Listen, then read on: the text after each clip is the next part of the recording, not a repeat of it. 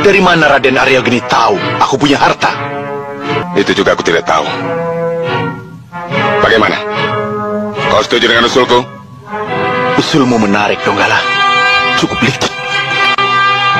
Aku sudah tidak tertarik lagi dengan harta itu. Bajingan! 35 juta, Kak. Oh, 35. Ya. Yang tadi ada yang nawar 30 ya? Ya. 32 gimana? Monggo. Mau ya? Tapi cash kan ya? Cash, aman ada. Gila bener. Supaya nanti tumbuh menjadi manusia perkasa seperti Kakang. Bukan cuma perkasa, tapi juga seorang pendekar yang baik. Ya, pendekar yang baik seperti Kakang. Kenapa Kakang? Sepertinya Kakang memikirkan sesuatu. Mama jadi setan. Hah?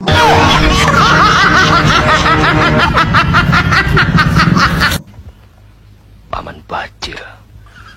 Kalau memang Adi Bajil, hanya kau yang mampu menandinginya, Kamandanu. Persembahkan kepalanya kepadaku. Tepat pada saat bulan purnama penuh berada di atas ubun-ubun kita. Tapi Gusti, luka Kakang Kamandanu. Ya, terus terang, hamba sangat khawatir pada keadaan adik Kamandanu ini, Gusti. Adik Kamandanu belum sembuh dari lukanya akibat pukulan Kakang Bajil, Gusti. Aku bisa berobat di perjalanan. Ilmu Kakang Bajil kali ini pasti lebih sempurna, Kamandanu. Hati-hati, Kamandanu. Saya adalah orang yang turun ke bawah. Jadi ibu-ibu jangan mentereng-mentereng terus. Mentereng boleh. Tapi ya itu turun. Lihat manusia Indonesia yang masih perlu. Katanya mau kasih makanan gratis. Setuju saya. Lah benar lah. Tapi apa? Saya hitung lah. Saya juga tukang masak kok. Ibu saya tuh orang Sumatera, Bengkulu. Jadi tradisi apa? Putri pertama harus pintar masak. Alhamdulillah. Ku hitung kan 10.000 toh. Iya, apa yo? Apalagi sekarang harga naik. Mas Bowo, kalau denger ini tolong deh suruh dihitung lagi. Loh, tepuk tangan dong ibu-ibu. Apa urusan kalian? Saya tahu ngulek cabai segala. Ini kemanusiaan tahu. Loh ya. Nanti kalau udah makin melambung, ibu-ibu ini kan udah datang ke saya. Ibu gimana dong cabenya sekarang? Aduh pusing lah gua. Ibu sekarang namanya bawang putihnya naik. Aduh pusing lah gua. Gitu loh. Jadi ya gitu. Sorry ya mas, saya mesti kritik. Loh orang saya bener kok. Saya suruh ibu-ibu hitung 10.000 dapat teh apa toh? Baru ibu-ibu bilang, lah ya apa ibu ya? Paling tempe. Iyalah aku bilang. Pak Sudarsono, ini parah nih. Ya, saya mau nanya nih Pak. Bapak ini kan seorang kader PDIP yang sekjennya itu adalah Bapak Hasto Kristianto, yang mana Pak Hasto Kristianto ini sedang menghadapi kasus hukumnya di KPK. Dan kita tahu begitu banyak drama yang dilakukan oleh sekjen Bapak semenjak ditetapkan menjadi tersangka dari KPK. Bagaimana Bapak menanggapi tentang hal ini? Silakan Pak. Di sini saya akan menyampaikan secara tegas saya sebagai kader partai. Justru saya menyayangkan. Menyayangkan gimana maksudnya Pak? Saya menyayangkan. Kenapa sekjen kami bermental tempe seperti itu? Bentar. Tadi Bapak mengatakan bermental tempe. Maksudnya gimana itu? Kenapa saya katakan mental tempe? Dia punya masalah. Ini parah nih. Masalahnya belum dipertanggungjawabkan secara hukum. Terus dia dengan embel-embel aku punya cacat lo proses gue nih masalah lo gue angkat. Aduh.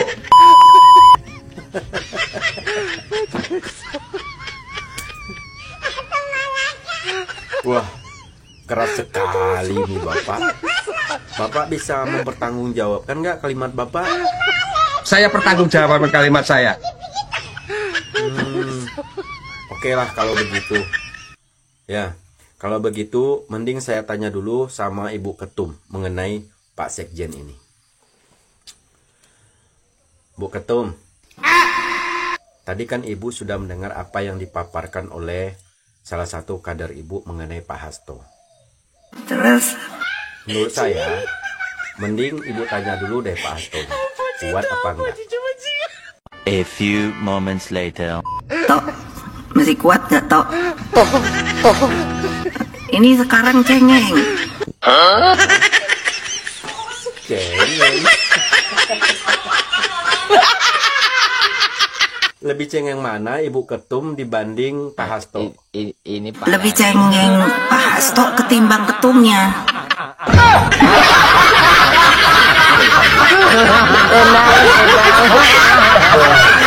Terus kalau menurut Ibu Pak Hasto ini gimana? Ini Pak.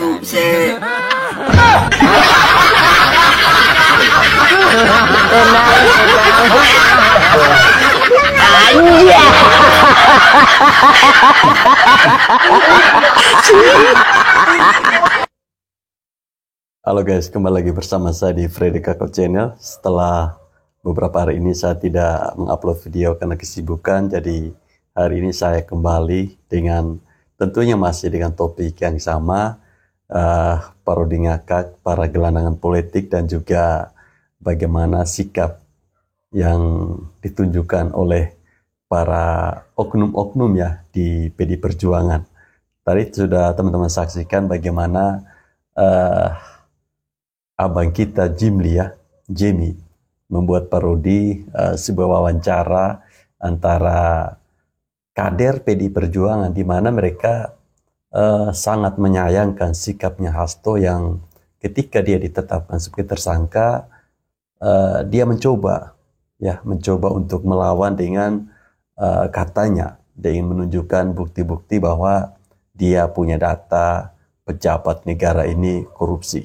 Ya, sudahlah, itu urusan sesama kader, biarkan mereka saling menggigit di dalam ya. Nah, berikut teman-teman ada video dari Opung Parbelak yang merespon terkait dengan di mana sebuah pemberitaan media asing yang menyatakan bahwa Bapak Jokowi ini adalah seorang mantan presiden terkorup. Ya, seperti apa reaksi dari Opung Parbelak? Mari kita simak bersama-sama. Sebuah organisasi jurnalistik luar negeri yang bernama OCCRP atau Organized Crime and Corruption Reporting Project menyatakan bahwasannya Bapak Joko Widodo masuk dalam nominasi Presiden Terkorup 2024. Apa dasarnya? Kalian percaya atau tidak? Tidak. Bagi kita yang 80,8% kita tidak percaya. Bagi kaum 16% percaya. Dan ini mereka gunakan untuk menyerang lagi dan menyerang lagi. Udah kalah mereka serang ya. lagi. Kalau kalah itu menyerah. Mana ada kalah menyerang? Menyerah yang ada menyerah, bukan menyerang. Angkat tangan bikin bendera putih. Segala berbagai macam cara kalian bikin. Sekarang pemberitaan dari luar negeri ya, itu yang mereka jadikan alasan untuk menyerang Bapak Joko Widodo untuk yang ke 163.843 kali. Wow. Banyak kali Hitung ya. semua serangan orang ini. Satu pun gak ada yang tembus. Mau lawan Bapak Iya, Jokowi. ada serangan balik. Hati-hati. Tenggelam. Jadi begini ya, media luar negeri ya dipercayai informasinya yang belum tentu jelas, kan begitu. Sekarang jadi pertanyaannya, dari mana data mereka dapat? Dari mana?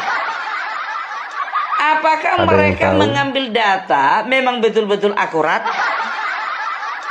Apakah mereka betul-betul melakukan investigasi yang real yang mereka lakukan di Indonesia? Memang mereka mempunyai staf di 6 benua, ya. Bisa dikatakan ya termasuk salah satunya di Indonesia, kan begitu. Sekarang begini, ya. Jangankan pemberitaan dari luar negeri, ya. Sedangkan organisasi media sosial pun juga yang ada di dalam negeri, ya. Itu juga melakukan hal yang sama. Maksudnya apa? Jadi ada dulu, biar tahu kalian, aku paling suka baca majalahnya ini. Waktu aku sekolah, sampai ku tabung uangku ini, karena kepingin kali, kalau nggak salah itu majalahnya itu sebulan 2 kali itu, 2 kali itu terbit, kan begitu, sebulan 2 kali, atau sebulan sekali. Aku nggak terlalu ingat, ya kan. Nama majalahnya Tempe. Tempe apa Tempo? Jadi majalah Tempe ini semua kan pemberitaan politik, kenegaraan, ya ekonomi, semua dibahas. Jadi aku suka kali, aku SMA pun udah itu bacaanku. Jadi majalah Tempe ini, ya makin kesini ku tengok isinya sudah semakin menyerang pemerintahan. Setelah itu lebih tepatnya lagi lebih menyerang ke Jokowi, kan gitu. Aku jujur aja berpikir apa yang terjadi dengan majalah Tempe ini. Serius.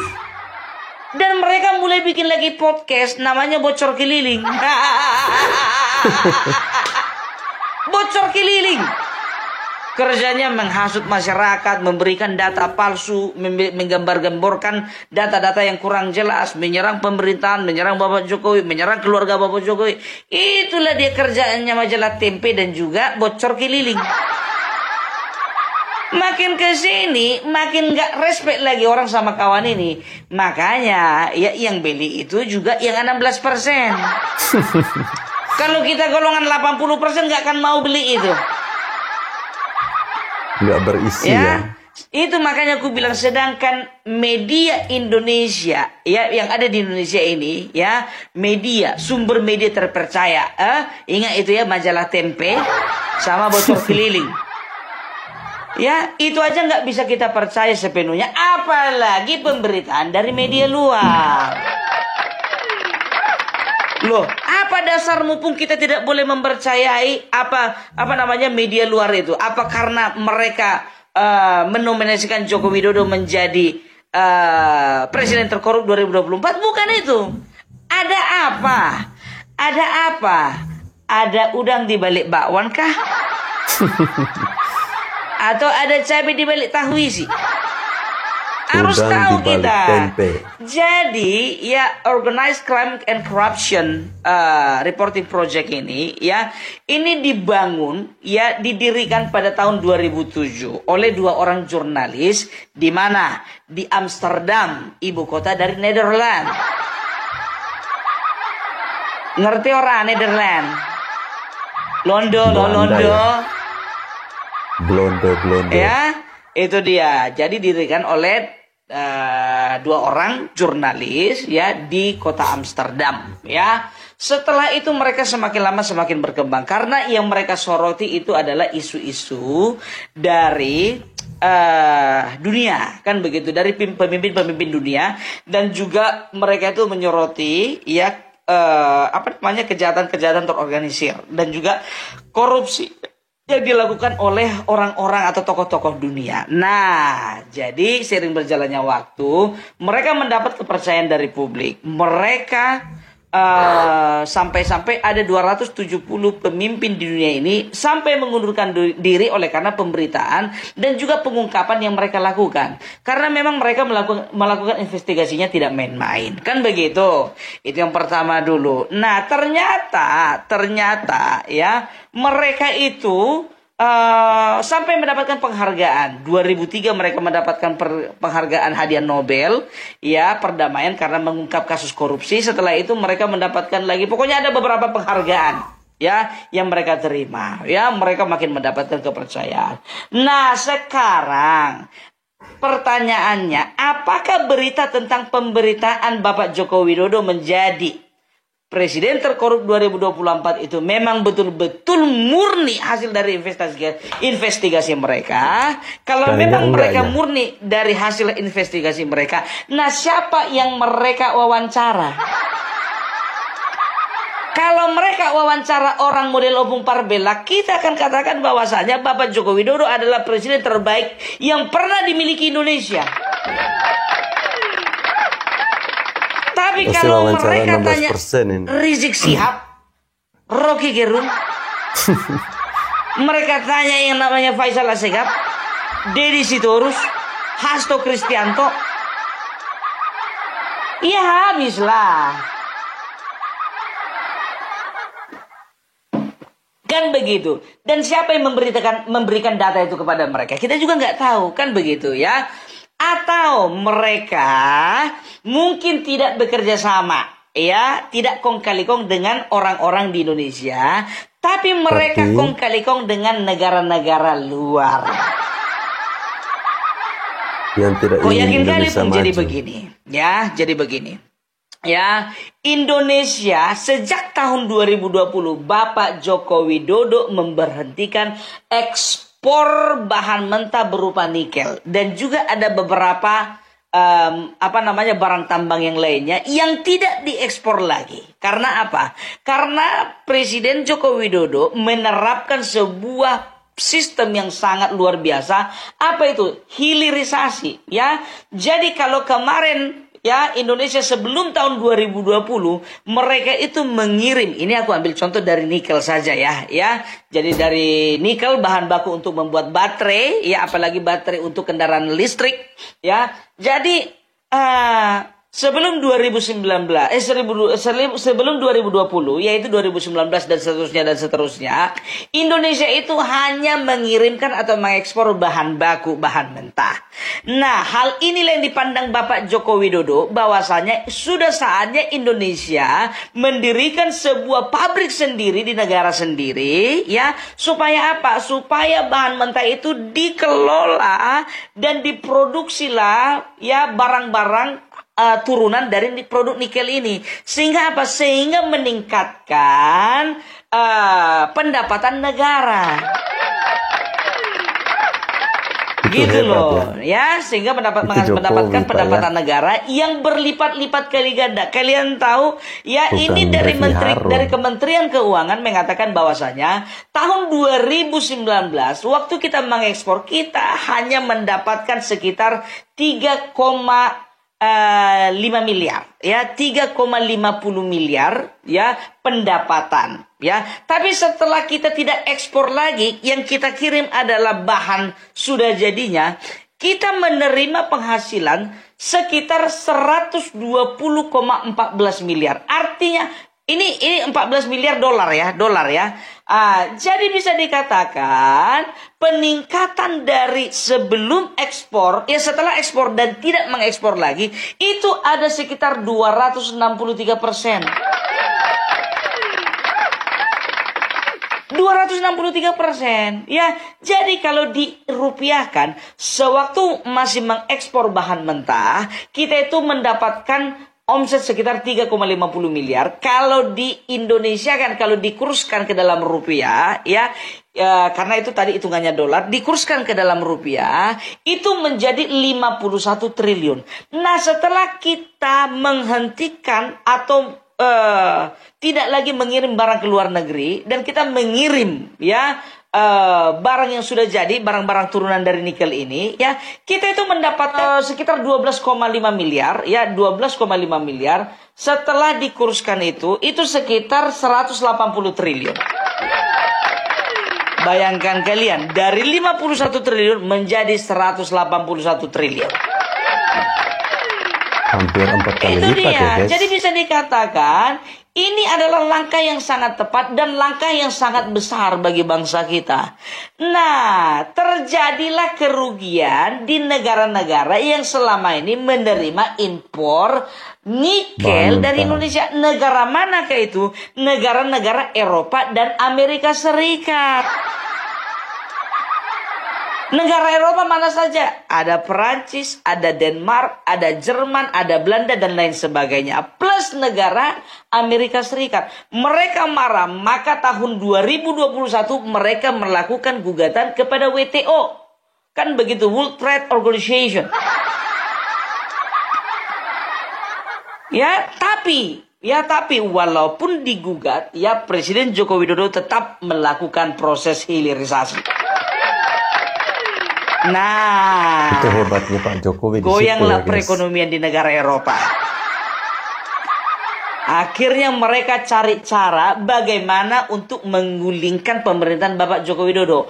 Mungkin saja kita akan sadar bahwasanya ya kemarin itu ada orang-orang atau pihak-pihak yang ingin menggulingkan Bapak Joko Widodo dengan berbagai macam cara. Kita bisa menarik kesimpulan bahwasanya mereka adalah agen-agen dari negara-negara Eropa dan Amerika Serikat.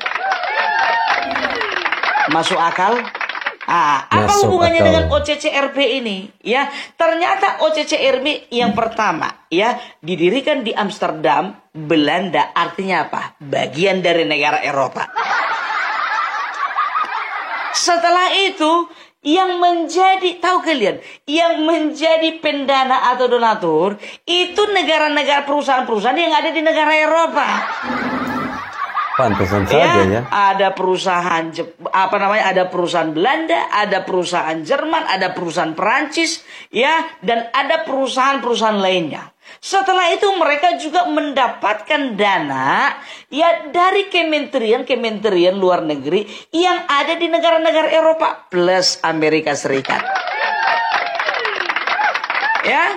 Kementerian Luar Negeri Belanda, Kementerian Luar Negeri Prancis, Kementerian Luar Negeri Denmark, Kementerian Luar Negeri Jerman, termasuk Kementerian Luar Negeri Amerika Serikat. Nah, dari sini kita bisa menarik kesimpulan, mungkin saja mereka sedang membuat data palsu supaya apa? Supaya mereka mengambil alih ya lagi proyek ekspor impor nikel itu supaya apa? Supaya Indonesia tidak lagi melakukan hilirisasi.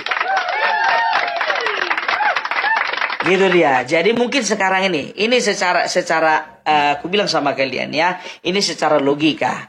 Ya mungkin mereka berpikir Joko Widodo semakin ditekan dan mereka akan semakin mendekati Bapak Prabowo. Mereka pikir Bapak Prabowo bisa dipengaruhi. Ternyata kita doakan mudah-mudahan tidak terpengaruh. Tidak akan terpengaruh. Itu dia. Jadi pendananya Sudah ini, jelas, ya. OCCRP ini ternyata dari negara-negara Eropa dan Amerika Serikat. Kita tahu sendiri bagaimana negara-negara Eropa dan Amerika Serikat sakit hati karena Joko Widodo melakukan hilirisasi. Serius saya. Jadi pemberitaan dari seperti itu yang mau kalian telan bulat-bulat. Makanya kalau kalian terima berita, terima informasi, bikin perbandingan, pelajari informasi tersebut, siapa mengeluarkan informasi tersebut, siapa, ya, dan juga apa motivasinya. Jangan bodoh. Bangga pula lagi itu ya. Dari kru sebelah mengatakan, lihatlah itu Indonesia mengatakan, dunia sudah mengatakan bahwasanya Presiden Joko Widodo adalah presiden terkorup 2024. Makan kalian yang enak itu. Mau aja kalian dibodoh-bodohi, ya. Jangan termakan isu. Tapi aku yakin yang 80% ini mungkin ternyata heran kok bisa kan begitu, ya. Tapi nggak percaya. Tapi yang gampang percaya itu yang sebelah kiri ini. Ya 16%. Yang si 16% ini. Mereka akan lakukan ya serangan yang bertubi-tubi kepada Bapak Jokowi. Walaupun Bapak Joko Widodo sudah tidak jadi presiden.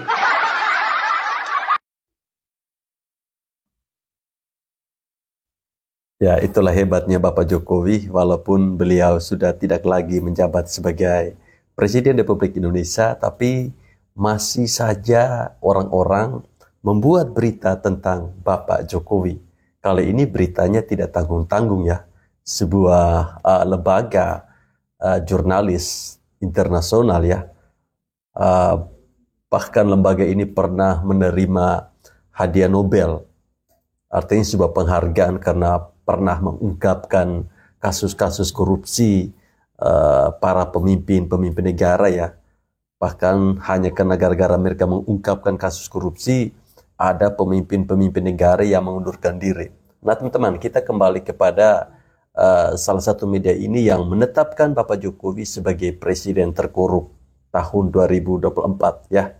OCCRP RP. Yang dijelaskan oleh Opung Parbelak tadi sangat masuk akal. Mungkin saja hal ini mereka lakukan karena mereka jengkel dengan keputusan yang diambil oleh Bapak Jokowi beberapa tahun yang lalu, di mana beliau dengan tegas menghentikan bahan mentah berupa nikel ke Eropa dan juga Amerika. Ini tentu sangat merugikan negara-negara di Eropa dan juga Amerika Serikat, tapi sangat menguntungkan untuk kita di Indonesia. Mungkin karena hal inilah yang membuat negara-negara di Eropa itu tidak senang dengan Bapak Jokowi, jadi mereka mau mencoba untuk mengadu domba antara Pak Jokowi dengan Prabowo, tetapi mereka salah besar, mereka keliru. Dan informasi terbaru teman-teman,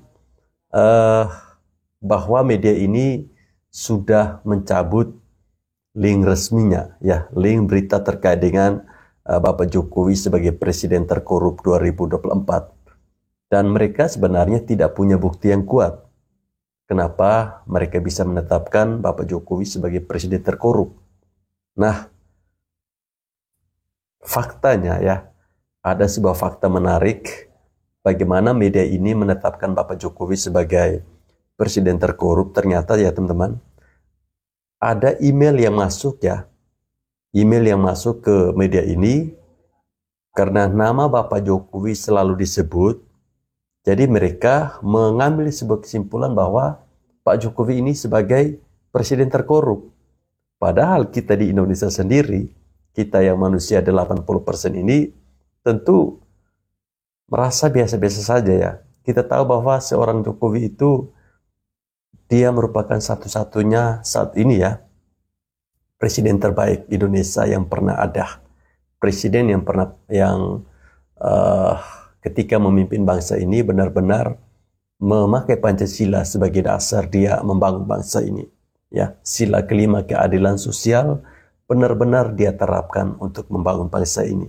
Kita di Nusa Tenggara Timur yang selama ini kita tidak pernah melihat presiden datang langsung. Ya, kalaupun datang ya paling di kota saja, itu pun bisa dihitung dengan jari. Tapi Pak Jokowi berulang kali datang ke Nusa Tenggara Timur. Tidak heran juga ketika anaknya maju sebagai calon wakil presiden, rakyat tidak perlu berpikir panjang karena Pak Jokowi telah menanamkan kebaikan kepada masyarakat Indonesia. Jadi hadiah terindah yang diberikan masyarakat Indonesia kepada Pak Jokowi adalah dengan menaikkan derajat anaknya Gibran Rakabuming Raka. Bagaimana respon teman-teman terkait dengan berita ini? Kira-kira ini titipan siapa ya? Coba tulis di kolom komentar.